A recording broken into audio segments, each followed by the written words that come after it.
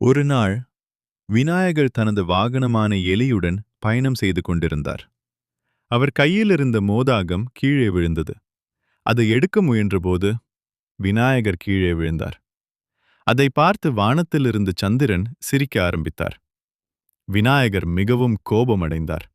என்னை பார்த்து சிரித்தீர்களா? இனி உங்களை யாரும் பார்க்க மாட்டார்கள் என்று சந்திரனுக்கு சாபம் கொடுத்தார். அந்த சாபத்தால் சந்திரன் தனது ஒளியை இழந்தார். உலகம் முழுவதும் இருட்டாகியது. அப்போது தேவர்கள் அனைவரும் வந்து விநாயகரிடம் மன்னிப்பு கேட்டார்கள். அவர்களின் வேண்டுகோளை கேட்ட விநாயகர் கருணையுடன் அந்த சாபத்தை கொஞ்சம் குறைத்தார். அதன் பிறகுதான் சந்திரன் மாதத்தில் ஒருமுறை மட்டும் முழுமையாக பிரகாசிக்கிறார்.